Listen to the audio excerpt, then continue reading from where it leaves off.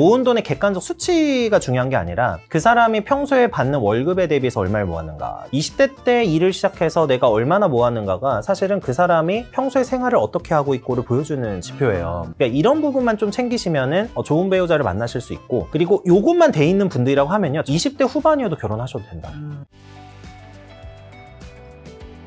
자, 이번 주제는 결혼입니다. 아무래도 이제 이혼 관련된 변호사 역할도 좀 하시는 경우도 꽤 많은 걸로 제가 알고 있어서 요즘 젊은 사람들이 결혼 못하는 진짜 이유, 현실적으로 뭐라고 생각하시나요? 대부분의 언론에서는 이제 뭐라고 얘기하냐, 뭐 이 부분도 당연히 다 맞는 말씀이지만 경제적인 능력의 부족, 그리고 집값의 상승, 이걸 얘기를 많이 합니다. 뭐 그리고 그것도 맞는 말이긴 네, 하죠. 당연히 맞는 말이에요. 그리고 실제로 OECD나 뭐 외국의 언론에서도 한국의 청년들이 이제 결혼하기 힘든 이유가 집값 상승으로 인해서 이제 그거를 감당하기 어렵다. 뭐 당연히 공감합니다. 저도 지금 아직 MZ인 상황이고, 저도 결혼할 때 처음에 그냥 전세로 시작을 했어요. 아, 결혼하셨어요? 네, 결혼했습니다. 20대인 줄 알았어요.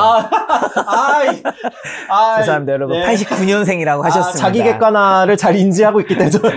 네. 근데 어쨌든 이제 처음에 전세를 했고, 당연히 서울도 아니었어요. 저는 이제 그 좀 신도시 지역 중에 조금 오래된 신도시, 1기 신도시 중에 하나였어요. 제가 이제 결혼을 한 사람 입장에서 말씀을 드리고, 또 제 주변을 통해서 말씀드리면, 청년분들이 처음에 결혼을 시작해야 되는, 시작할 수 있는 어떤 기준점, 경제적 기준점이 높아진 부분도 저는 한몫한다고 생각을 합니다. 그러니까 제가 냉정하게 표현드릴게요. 제가 많은 부자분들이 똑같은 말씀을 하세요. 특히 뭐 부동산 하신 분들도 있고 그런데 다 얘기를 하시는 게, 최소한 이제 신혼부부, 그러니까 부부가 되면은 돈을 빨리 모을 수 있다. 일단 이 얘기를 먼저 하고요. 그 다음에 두 번째로 많이 말씀하시는 게, 처음에는 최소한으로 소비를 줄여야 된다. 이 얘기를 공통적으로 하세요. 그쵸? 이거는 너무나 맞는 말이고 저도 공감하는 말인데, 이제 문제는 뭐냐면, 제가 이제 실제로 지금 이혼 사례나 이런 걸 보면은 신혼부부분들이 돈을 못 모으는 경우가 굉장히 많아요. 이게 왜 그러냐면, 내가 현재 벌고 있는 소득이나 자산 수준에 비해서 높은 소비를 하기 때문인데, 이게 왜 그러냐면 주변에 있는, 내가 들어가 있는 대단지 아파트의 다른 가족들과 나를 비교하기 때문이에요. 대다수가. 그러니까 예를 들면 이런 거죠. 옆에 있는 어떤 집이 우리보다 소득이 2배입니다. 아이가 영어 유치원에 갑니다. 자, 그러면 영어 유치원에 가면 옆에 있는 애가 영어 유치원에 갔는데 나도 보내야 되지 않을까? 보통 그렇게 보내게 되세요. 자, 그 다음에 또 이거 저 애도 있거든요, 저도. 애를 좀 구체적으로 말씀드리면, 자, 이런 거예요. 분유를 먹이는데, 특정 분유는 이게 홍보되니까 얘기는 안 하는데, 저는 이제 좀 되게 좋은 질의 싼 분유를 먹여요. 우리나라 기업에 분유를 먹이는데. 얘기하셔도 돼요.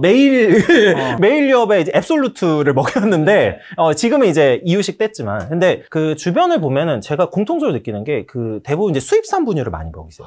근데 이게 어느 정도 가격 차이가 나냐면, 최소 2배, 3배예요. 이게 한 번 사는 게 아니잖아요. 예. 그러니까 매일까지는 아니지만 맨날 통으로 시키는데, 그러니까 초반 1년부터 소비가 많이 늘어나기 시작을 하고요. 그리고 제가 운영하는 독서 모임이 있는데, 그 여성분도 얘기를 하시는 게, 아니 이번에 아이를 최근에 출산을 하셨거든요. 근데 그 주변에 있는 친구들하고 어울리면 왜 저희 수입산 분유를 안 먹이냐, 이런 얘기가 나온다는 거예요. 이게 이제 저는 그 분명히 어떤 사회 구조적인 문제, 또 이런 거 당연히 있어요. 저도 이 부분을 제 영상이나 채널에서 지적도 많이 합니다. 많이 하고, 특히 20대 30대가 자산을 축적할 수 없는 어떤 좀 사회적 분위기나 문화, SNS 이런 것도 구조 중에 하나예요. 기술 발전이 이한 거니까. 그렇지만 우리가 생각을 해봐야 될 거는, 분명히 그 처음에 시작점, 뭐 보통 뭐 신도시 아파트에서 시작을 해야 된다든지, 보통 전세나 이런 걸로 시작하지만 전세 보증금도 좀 많이 필요한 상황에서 시작을 하고요. 그리고 전세 대출을 받게 되면은 이자료도 많이 나가죠. 그러니까 이런 이제 기본적인 의식주와 관련된 생활비나 이런 것도 좀 기준치가 조금 높아진 상황이다. 그리고 좀 하나 더 얘기 드릴게요. 최근에 그 한남 인력 결정사 대표님을 만났는데, 그 남자분들이 그 일본 여성분과 결혼하고 싶어하는 그 이제 한남 인력 그거에 신청을 하게 되는 이유를 분석한 게 있어요. 네네. 그 이유가 뭐였냐면은, 너무 그 이제 충족시켜주기가 어렵다. 그러니까 기준치가 너무 높다는 얘기가 많이 담겨져 있다고 합니다. 이게 객관적으로 그렇게 있다고 해요. 그래서 보통 신청서를 받을 때 그 한남 인력 신청하는 이유를 쓰게끔 하는데, 이제 그 얘기가 나온다고 해요. 그러니까 우리가 생각해봐야 될 거는, 좋은 사람들과 경제 개념 있는 사람들과 만나되 이제 조금 처음에 시작도 줄일 수 있는, 내 생활 수준 줄일 수 있는 분과 만나면 좀 좋지 않을까 생각도 하고 있습니다. 저는 정말 여기에 말씀하신 대로 대형 아파트 단지 비교, 온라인에서는 SNS 비교 이어지는 게, 예를 들면 우리가 사는 처음에 시작이 뭐 주거의 스타일이 딱 세 종류죠. 대부분은 뭐 빌라, 오피스텔, 아파트. 네. 뭐 당연히 뭐 주택도 들어갈 수 있겠지만, 아파트에 들어가시는 분은 SNS 올리겠죠. 그렇죠. 근데 뭔가 굉장히 작은 오피스텔, 작은 빌라에 시작하는 분은 안 올릴 거란 말이죠. 네, 맞습니다. 그러면 이제 뭔가 신혼은 아파트에서 살아야 되는 거 아닌가? 네, 맞습니다. 이런 생각을 남성분이나 네. 여성분 둘 다 하는 경우도 있는데 맞아요. 문제는 거기에 들어갈 수가 없는데 상대방이 또 그걸 강하게 요구할 때는 거기에 들어갈 예를 들면 아파트가 있다 칠게요. 뭐 반 정도라도 있다. 남자든 여자든. 그러면 얘기라도 할 수 있다 생각해요. 그렇죠, 그렇죠. 근데 본인은 낼 돈도 별로 없어. 근데 상대방한테는 요구해. 네. 와, 이거는 너무 네. 불공평한 거 아닌가. 그래서 제가 많이 말씀드리는 게 항상 배우자를 고르실 때 이제 모은 돈을 보시라고 해요. 아, 모은 돈. 네, 근데 이제 어떤 관점에서 말씀드리는 거냐면 모은 돈의 객관적 수치가 중요한 게 아니라 그 사람이 평소에 받는 월급에 대비해서 얼마를 모았는가를 보시라고 합니다. 이게 왜 그러냐면 그 사람이 살아왔던 20대, 30대 보통 요즘에 30대 초반에 결혼이 제일 이제 평균 연령이니까 그러면 20대 때 일을 시작해서 내가 얼마나 모았는가가 사실은 그 사람이 평소에 생활을 어떻게 하고 있고를 보여주는 지표예요. 그래서 아까 이제 저는 신도시 아파트에 가도 상관없다고 생각합니다. 근데 문제는 그 주변을 보면서 소비가 늘어날 수 있다는 게 좀 문제점일 수 있거든요. 그러면 이거를 이제 잡으려고 한다고 하면 나의 어떤 소득에 비해서 좀 과도한 소비를 잡으려고 한다고 하면은 그 사람이 20대 때 평소에 어떤 식으로 돈을 모아왔고 어떤 식으로 저축을 해왔고 그리고 객관적으로 저축률이 어느 정도 되고 그러니까 이런 부분만 좀 챙기시면은 좋은 배우자를 만나실 수 있고 그리고 요것만 돼 있는 분들이라고 하면요 저는 꼭 이렇게 말씀드려요. 20대 후반이어도 결혼하셔도 된다. 그러니까 20대 후반이어도 내가 지금 현재 갖춘 게 없다고 하더라도 오히려 그런 좋은 여성, 좋은 남성과 만나서 같이 돈을 모아가면 굉장히 빠르게 재산을 축적을 할 수가 있습니다. 그러니까 이거에 대해서 꼭 말씀을 드리기는 합니다. 이제 모은 돈 얘기해 주셔서 사실 추가 질문 드리면 그럼 배우자 선택 시 경제력보다 경제관념이 중요하다고 강조하시던데 그 이유가 뭐 좋은 경제관념을 가진 사람 알아보는 기준이 모은 돈인 건가요? 네. 경제관념을 제가 중요시하는 이유는 한 가지입니다. 결혼 생활이라는 거는 결국에는 저는 동업의 비유를 많이 해요. 동업인데 평생 해야 되는 동업이에요. 예, 물론 이혼을 하실 수 있는데 제가 이혼을 많이 담당하겠지만 저 이혼을 권하는 사람은 아닙니다. 왜냐하면 워낙에 많은 대가가 따라요. 이혼에는. 그래서 이제 권하지는 않는데 다만 이혼을 하고 싶지 않으시면은 제일 생각을 해야 될 거는 이 사람과 내가 평생 살아가야 된다는 생각을 꼭 하셔야 됩니다. 근데 평생 살아가는데 예를 들면 제가 월 1,000만 원을 버는데 실제로 있는 케이스예요. 제 주변에서 좀 높은 소득을 가진 전문직이 있었는데 빠른 시기에 이혼을 한 친구가 있습니다. 근데 그 친구 같은 경우에는 어떤 거였냐면 배우자가 이제 소비가 너무 절제가 안 되는 거예요. 그래서 거의 월 1,000에서 2,000 정도 소득을 꾸준히 올리고 있었는데 모은 돈이 없었습니다. 이런 거는 굉장히 중요한 겁니다. 이게 허탈한 거예요. 그러니까 처음에는 이제 경제권을 맡긴 거죠. 맡겼는데 1년인가 지나서 확인해 보니까 돈이 없어요. 버는 사람은 한쪽이고 쓰는 사람은 다른 쪽이고. 네, 또 이거는 이제 제가 여성분이 좀 소비를 많이 한 케이스인데 남성분이 소비를 많이 한 케이스 좀 말씀드리면은 제가 이제 제 채널에서도 이런 얘기 드려요. 한량 남편하고 만나지 마라.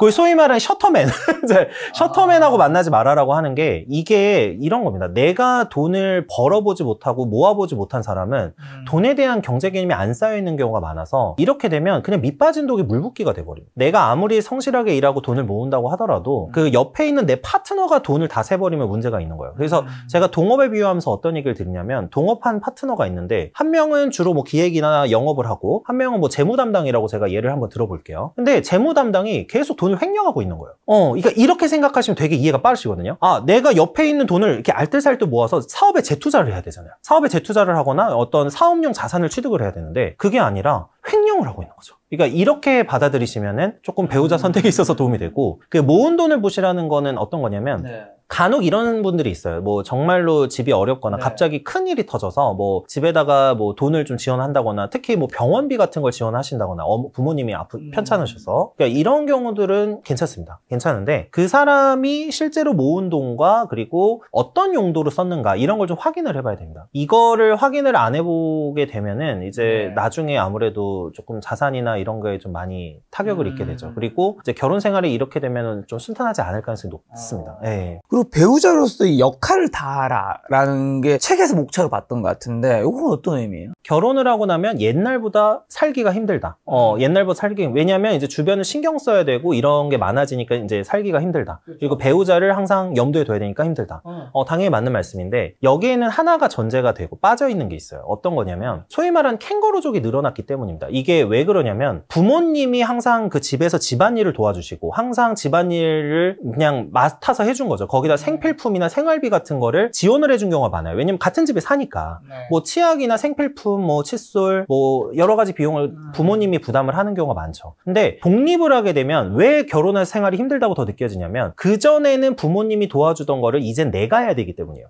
이게 상대적으로 결혼 생활에서 많이 작용을 하거든요. 그러니까 결혼을 해서 힘든 게 아니라 사실 원래 해야 될 일을 다른 사람한테 외주 주고 있었기 때문에 힘든 거예요. 만약에 아이까지 낳게 되면 육아까지 들어가게 되니까 내 일을 해야 되는, 내가 할 일은 내가 해야 되는 상황이 되는 거죠. 물론 뭐 사전에 독립했던 분들의 경우에는 이제 이런 일을 내가 혼자 다 하셨었겠죠. 그렇지만 이제 요즘에는 상대적으로 캥거루족으로 있다가 결혼하는 경우들이 많기 때문에 상대적으로 결혼 생활이 좀 더 힘들게 느끼는 부분들이 있습니다. 자, 그러면 이제 여기 역할 분담은 제가 왜 말씀을 드렸냐면은 평소에 내가 성인으로서 원래도 해야 됐던 일들을 결혼 생활이 돼서 하는 것 뿐이에요. 이렇게 생각을 하는 사람, 그리고 내 1인분은 제대로 해야 되겠다. 청소든 밥이든, 그러니까 식사 준비든 아니면 육아에 있어서든 그렇든. 그러니까 이런 돈을 벌든. 그쵸, 돈을 벌든. 그러니까 이런 관점을 가진 분들과 결혼을 해야지, 아, 이거는 내가 원래 감당해야 될 몫이야, 이렇게 생각을 하기 때문에 서로를 존중하고 서로를 배려하고 서로의 힘든 점을 오히려 보듬어 줄 수가 있는 거죠. 근데 이거를 제가 그냥 어른과 아이의 차이라고 해요. 어른이 된 사람과 결혼을 해야 된다. 그러니까 아이랑 결혼을 하면 이제는 그 결혼을 한 배우자가 동업 파트너가 아니라 내가 돌봐야 되는 대상이 되는 겁니다. 그러니까 이제 이렇게 되면은 굉장히 힘들고 고통스러운 결혼이 되는 거죠. 네. 이게 그거네요. 예를 들면 뭐 남자가 돈을 벌어 올 수도 있고 여자가 돈을 벌어 올 수도 있고 뭐 사실 맞벌이라면 크게 상관이 없을 것 같은데 어느 한쪽은 이제 가정 일을 하고 어느 한쪽은 돈을 벌어온 일을 한다면 양쪽 다 이제 자기 역할을 하고 있는 건데 마치 돈을 벌어오는 사람이 내가 뭔가 희생을 하고 있다. 그리고 뭔가 가정을 돌보는 사람이 내가 희생을 하고 있다. 이런 생각을 하게 되면 굉장히 어느 한쪽이든 이제 피곤해질 수 있겠네요. 네, 맞습니다. 그래서 제가 그 요즘에 느끼는 게 뭐 금쪽이 뭐 이런 이야기 많이 나오잖아요. 금쪽이. 그러니까 자녀를 키우는데 자녀가 워낙에 막 이상한 행동을 하고 이러면 이제 금쪽이라고 표현을 할 때가 있는데 금쪽이 배우자를 만나면 안 된다 이렇게 얘기를 하는 거죠. 그래서 그 강조하는 게 자립이거든요. 배우자가 맞벌이를 하든 외벌이를 하든 자기의 몫을 다한다는 거는 나의 삶에 대해서 자립의 의지가 있다는 뜻이거든요. 그러니까 이런 거를 꼭 생각을 하고 저는 특히 연애 때 이거를 좀 확인하는 작업을 하시는 게 좋다고 이렇게 말씀을 드리는 겁니다. 자, 그리고 또 고생을 할 줄 아는 사람과 결혼해야 한다고 말씀하셨습니다. 그러면 상대방이 어떤 모습을 통해서 함께 고생할 사람인지 알 수 있을까? 사실 인생은 고통이고 결혼도 하면 현실이라고 하는 게 내 와이프, 내 남편도 챙겨야 되지만 또 자녀들도 챙겨야 되고 이게 굉장히 힘든 일이거든요. 의미가 있고 행복한 거지만 제가 이제 썼던 방식을 말씀드리면 이거는 제가 그냥 제 얘기를 드릴게요. 저는 그 고통에 대해서 이제 인식하는 방식에 대해서 많이 고민을 하는데 이제 보통 내가 고통을 겪으면은 얻는 게 있다라고 생각하는 사람들을 만나시라고 해요. 그러니까 이제 그리고 특히 아까 지금 작가님 말씀해 주셨듯이 고통 없이는 성장이 없다라는 믿음을 갖고 있는 분들을 원합니다. 그래서 이렇게 보통 제가 이제 저희 와이프 만났을 때 얘기를 했던 것도 뭐였냐면은 책 이야기를 하면서 서로 이제 독서를 좀 하는 사람들이라서 책 이야기를 하면서 이런 어떤 책을 이제 주는 거죠. 그 책에서 뭐 주로 어떤 뭐 고통이나 이런 거에 대해서 인식하는 방식에 대한 뭐 심리학 관련 책이었는데 저희 뭐 흔히 말하는 회복 탄력성이라는 얘기예요. 그 사람이 평소에 어떤 가치관을 갖고 있는지에 따라서 고통에 대한 인식 방식이 달라지거든요. 그리고 회복 탄력성도 달라지고.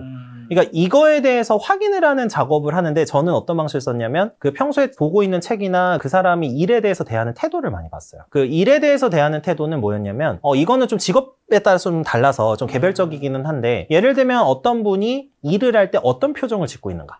저희 와이프는 이제 약사거든요. 그래서 그 약국에서 일을 하고 있었는데 그때 그 약국에서 이제 매대라고 하죠. 매대에서 이제 판매하는 그런 걸 봤어요. 근데 이제 제가 와이프한테 몰래 이야기 안 하고 몰래 가서 그 옆에 이제 커피숍이 있거든요. 그 약국 옆에. 그래서 이제 가서 그러니까 어떤 식으로 소비자들한테 응대를 하는지를 봤거든요. 근데 되게 밝게 응대를 하고 있더라고요. 그러니까 이 사람이 일이라는 거를 그냥 고통으로 받아들이는 게 아니라 굉장히 긍정적인 방식으로 잘 해결을 하고 있구나. 그래서 저는 그때 좀 이 사람은 결혼할 만한 사람이구나. 이렇게 확신을 했거든요. 그래서 평소에 내가 어떤 해야 되는 일, 이게 주로 이제 뭐 업무죠. 사실 업무에 관련된 일이죠. 그러니까 이거를 어떤 식으로 해석을 하고 있고 어떤 식으로 받아들이고 있는지를 좀 확인을 해볼 수 있으면 좋고 만약에 직접 뭐 제가 상대방 직장에 갈 수는 없는 상황이 훨씬 많겠죠. 그러니까 이런 케이스라고 하면은 평소에 일에 대한 어떤 생각을 좀 많이 이야기를 나누시는 게 좋다고 생각을 해요. 야, 그 약국 옆에 있는 카페에서 그걸 확인했다라는 게 제 인생의 선택이니까 저는 좀 조심스럽게. 예. 사모님도 알고 계시죠? 예, 알고 있습니다. 두 분이 뭐 원만하게 합의했다. 예. 원만하게 얘기를 남들이 뭘 끼어들겠습니까?